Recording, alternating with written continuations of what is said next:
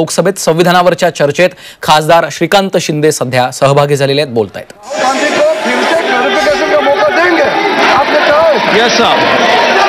Yes sir, I already mentioned that he is not ending. After he completes, I will give a chance to you.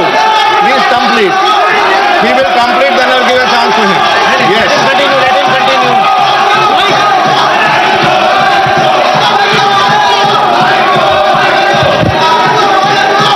यह है इनकी संवैधानिक प्रक्रिया sir. आप please continue कीजिएगा, उनको कंप्लीट करना है।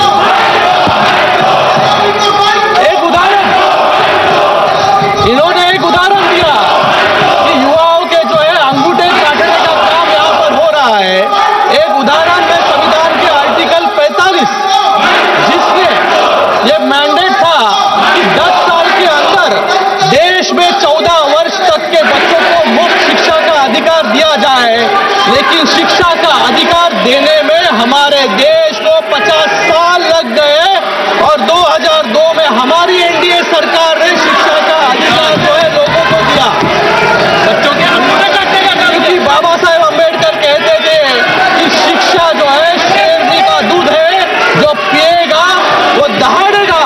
लेकिन कांग्रेस को अंगूठे छाप लोग चाहिए थे, लोगों को पढ़ा लिखाने में उनको इंटरेस्ट नहीं था, जिससे लोग आगे बढ़े। आज हम गर्व करते हैं कि एक मजबूत लोकतंत्र जिसका एक कारण है हमारा संविधान। संविधान ने कैसे भारत को सुरक्षित रखा, उसके लिए आप सिर्फ अपने पड़ोसी देशों को देखिए। श्रीलंका ने अपना संविधान 3 बार बदला, पाकिस्तान ने 6 बार, नेपाल ने 5 बार और बांग्लादेश ने जो हाल हो रहे हैं ये संविधान को कमजोर करने के एग्जाम्पल्स हैं। जब हम संविधान की बात करते हैं तो उसकी चर्चा महात्मा गांधी जी और डॉक्टर बाबा साहेब अम्बेडकर के बिना नहीं हो सकती। इन्होंने तो डॉक्टर बाबा साहेब अम्बेडकर का नाम तक नहीं लिया, क्योंकि डॉक्टर बाबा साहेब अम्बेडकर से इनका विरोध जो है पहले से चल रहा था। डॉक्टर बाबा साहेब अम्बेडकर जी को 2 बार हराने का काम इसी कांग्रेस ने किया। इसलिए कांग्रेस के संदर्भ में कुछ शब्द महात्मा गांधी जी ने मेंशन किए थे, मैं यहाँ पर कहना चाहूंगा। महात्मा गांधी जी ने जनवरी 27, 1948 को यह लिखा था, कांग्रेस हैज, ये सुन लीजिए कांग्रेस वालों, Congress has outlived its use in its present form, should be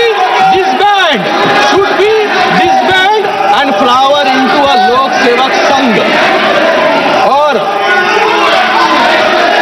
doctor Baba Saheb Ambedkar ji ने भी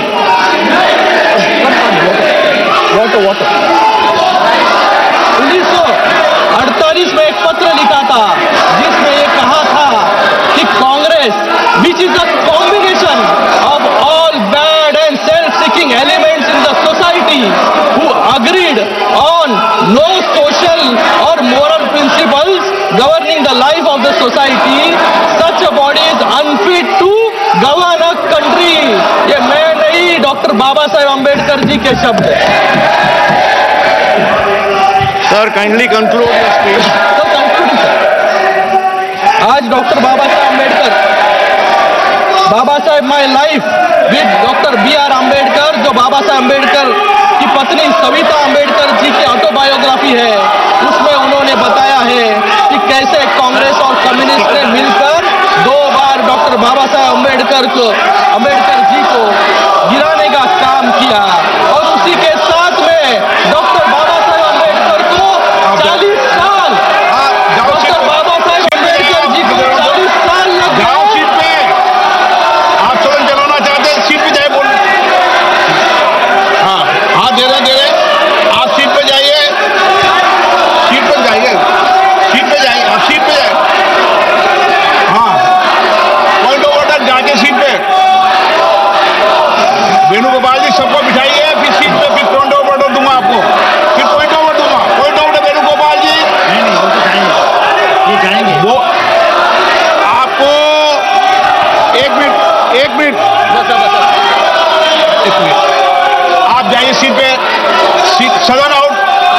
जाइए जाइए जाइए सीट पे जाइए।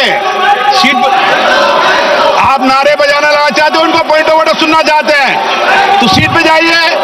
हाउस ऑर्डर में आएगा, मैं पॉइंट ऑफ ऑर्डर दे रहा हूं। जाइए सीट पे जाइए जाइए। हाँ, मैं पॉइंट ऑफ ऑर्डर दे रहा हूं उनको। हाँ जाइए, आ जाइए। पहले पॉइंट ऑफ वेणुगोपाल जी, आप पॉइंट ऑफ ऑर्डर उठा दीजिए। नंबर सीट नंबर बोलिए sir. This house sir last day also, number बताइए, नंबर बताइए sir. Last day also when you allowed me to speak, rule number sir, 1 minute sir. Last day also, sir, आप सब ज्ञान मत बांटो। sir, last day also when you allowed me to speak, I narrated the parliamentary conventions. I quoted Shastra and Call also. Every house, leader of opposition has a role, which in this house is totally denied. Whenever leader of opposition is standing for a speak, you are never allowing to speak leader of opposition. Whether this house is not belongs to leader of opposition also.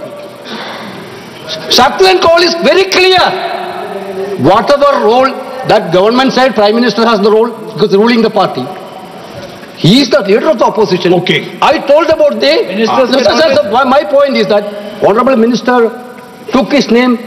Okay. Honorable member took his name. LOP name. Then ask the question directly to the LOP. Okay. Then LOP raised. I can answer it. Not allowing. Okay. You are every time, sir, every minute you are allowing Parliamentary Affairs Minister. When we are asking for a point of order. मैं बता रहा हूँ, मैं दे रहा हूँ।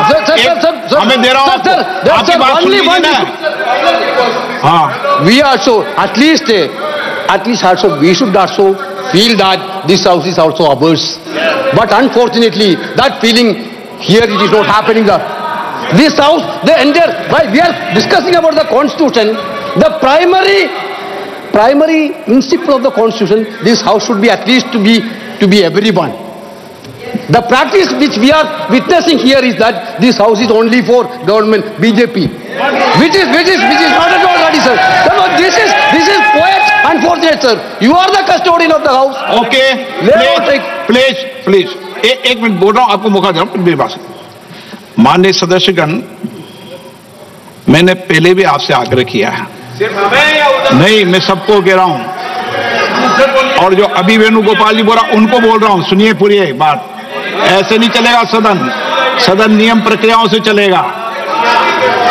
जिस समय आप बोलने की बात कर रहे हैं, माननीय विदेश मंत्री जी ने अपना वक्तव्य रखा और नियम प्रक्रिया के अंदर यह है, लोकसभा की नियम प्रक्रिया अलग है, राज्यसभा की नियम प्रक्रिया अलग है। राज्यसभा के नियमों प्रक्रियाओं में सप्लीमेंट्री या पूछने का नियम प्रक्रिया है, लोकसभा में नहीं है। और आज तक कभी भी जब कभी स्टेटमेंट मंत्री का दिया हो तो कभी भी मैंने 5 साल भी किसी को भी बोलने का मौका नहीं दिया।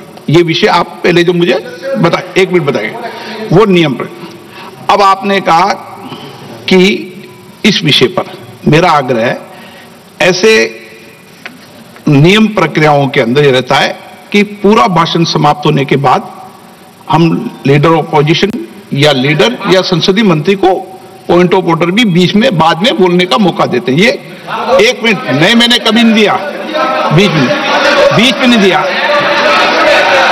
इसीलिए, लेकिन आप आग्रह कर रहे हैं तो मानो प्रतिपक्ष के नेता बोलना चाहते हैं तो अपनी बात कह दें। सर, उन्होंने मुझसे पूछा, कुछ नियम अध्यक्ष के भी होते हैं। मेंबर ने पूछा कि इंदिरा गांधी जी की सावरकर पे क्या व्यू थी। मैंने ये सवाल एक बार इंदिरा गांधी जी से पूछा था। हाँ, जब मैं छोटा था मैंने पूछा था और उन्होंने बोला, इंदिरा गांधी जी ने बोला कि Savarkar ji compromised with the British, wrote a letter to the British and asked for forgiveness from the British. और उन्होंने बोला, इंदिरा गांधी जी ने बोला that गांधी जी जेल गए, नेहरू जी जेल गए और सावरकर जी ने माफी मांगी थी। ये इंदिरा गांधी जी की पोजीशन है।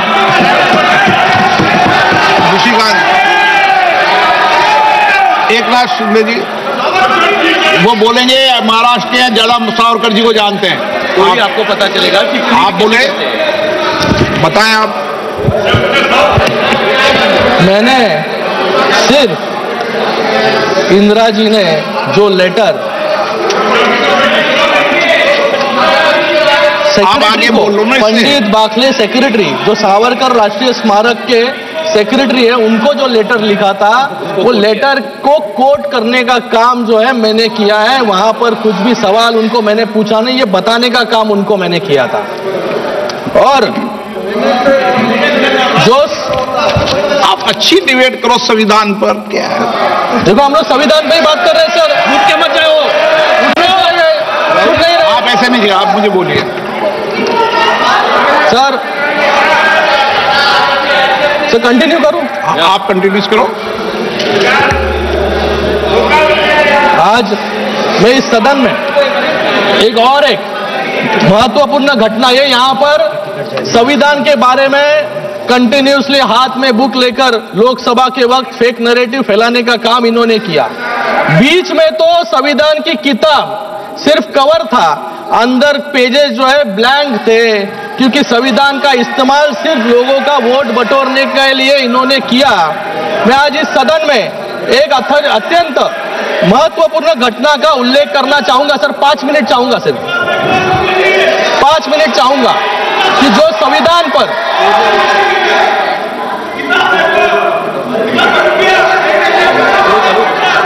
यहां पर संविधान के बारे में लोकसभा से डिबेट कर रहे हैं, संविधान खतरे में है, संविधान खतरे में है। लेकिन संविधान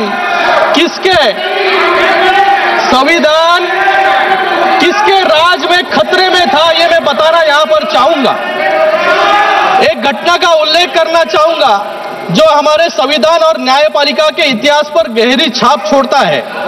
मैं बात कर रहा हूं इलाहाबाद हाईकोर्ट के जस्टिस जगमोहन लाल सिन्हा जी की, जिन्होंने 1975 में इंदिरा गांधी जी को चुनावी भ्रष्टाचार मतलब इलेक्टोरल मैल प्रैक्टिसेस के लिए अयोग्य ठहराने का ऐतिहासिक निर्णय दिया। यह फैसला न केवल साहसिक था बल्कि न्यायपालिका की स्वतंत्रता और संविधान की रक्षा का प्रतीक भी था।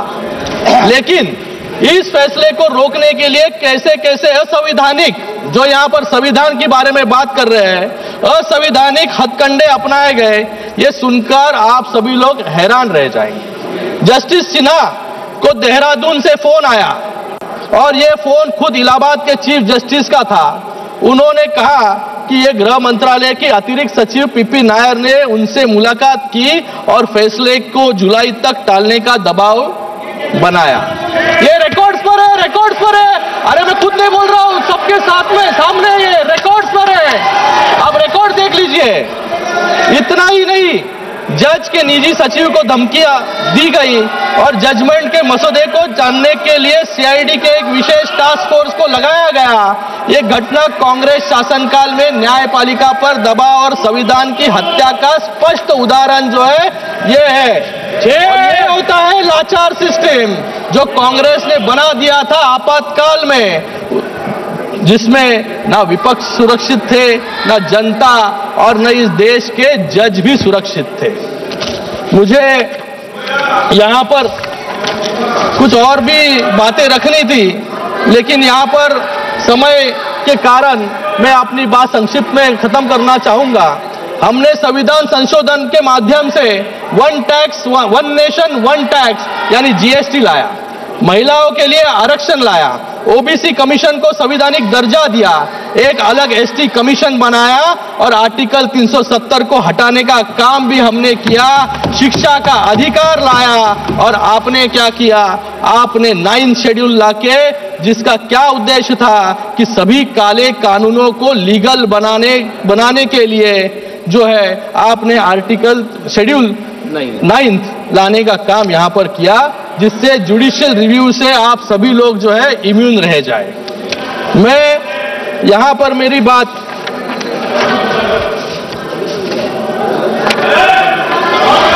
यहां पर इन्होंने धारावी की बात की। सर मैं मुंबई से आता हूं, धारावी के लिए बात करूंगा। महोदय, आर्टिकल 21 जो भारत के नागरिकों को राइट टू लाइफ देता है, और लाइफ का मतलब सिर्फ जिंदा रहना नहीं, इसमें एक अच्छा और सम्मानजनक जीवन देना भी शामिल है, जिसके लिए हमने धारावी का पुनर्विकास करने की योजना शुरू की।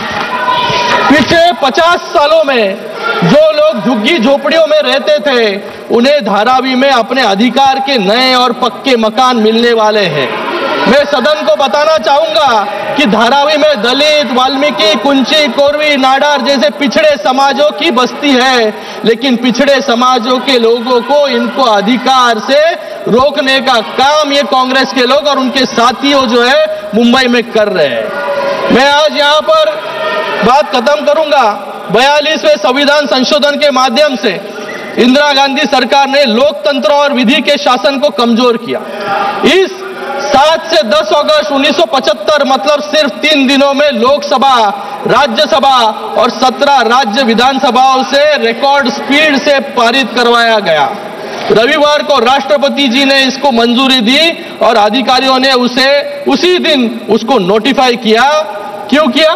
क्योंकि इसका सिर्फ एक उद्देश्य था, सुप्रीम कोर्ट में इंदिरा गांधी जी के खिलाफ चुनाव याचिकों को खत्म करना था।